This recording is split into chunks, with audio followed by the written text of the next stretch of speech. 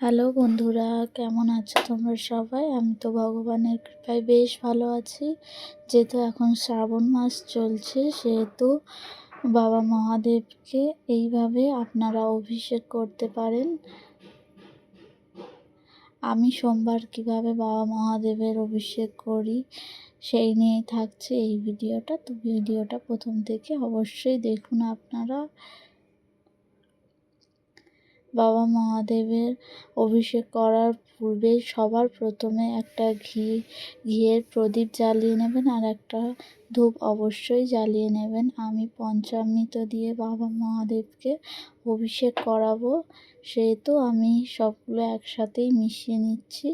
আপনারা আলাদা আলাদা করে বাবা মহাদেবকে অর্পণ করতে পারেন। এখানে দুধ, দই, ঘি, মধু আর শর্করা জাতীয় জিনিস অর্থাৎ চিনি আপনারা ব্যবহার করতে পারেন।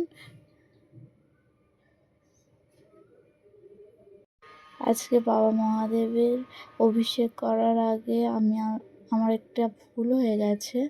আপনারা এই ভুল করবেন না অবশ্যই। আপনারা যে পাত্রে বাবা মহাদেবের অভিষেক করাবেন সেই পাত্রে অবশ্যই চন্দন দিয়ে ওম চিহ্ন এঁকে তার উপরে বেলপত্র দিয়েই আপনারা অভিষেক করাবে। সেটা আমার করা হয়নি। প্রথমে আমি শুদ্ধ জল দিয়ে অভিষেক করে নিচ্ছি, তারপরে পঞ্চামৃত দিয়ে অভিষেক করাবো বাবা মহাদেবের।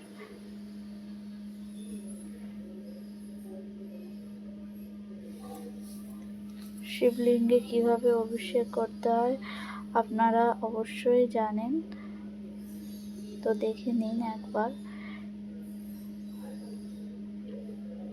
পঞ্চামৃত দিয়ে অভিষেক করার পর পুনরায় শুদ্ধ জল অথবা গঙ্গা জল দিয়ে আপনারা অভিষেক করে নেবেন। বাবা মহাদেবকে ভালো করে পরিষ্কার করে নেবেন। এরপরে একটা পরিষ্কার কাপড়ের সাহায্যে শিবলিঙ্গকে মুছে নেবেন, কারণ ভেজা শিবলিঙ্গ রাখতে নেই। এরপরে নিজের হাতে তৈরি আকন্দ ফুল, টগর ফুল আর বেলপাতার মালা আমি তৈরি করেছিলাম, সেটাকেই পরিয়ে দিলাম।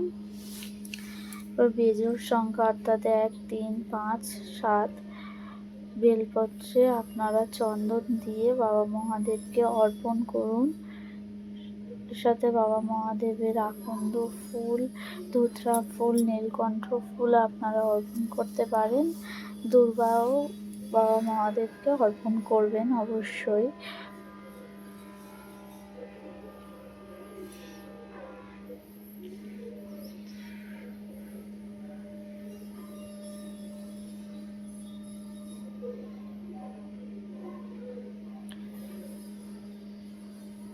অবশ্যই আপনারা প্রতি সোমবার আতপ চাল বাবা মহাদেবকে অর্পণ করবেন। সবার ঘরেই কম বেশি আতপ চাল থাকে, আর সেটাও যেন অখণ্ডই হয়, কোনো ভাঙা বা অর্ধেক আতপ চাল আপনারা অর্পণ করবেন না। এরপর আমি আরতি করে নিয়ে এখানে ভোগ দিয়ে দিয়েছি। আজকে ফলই দিয়েছি ভগবানকে ভোগে।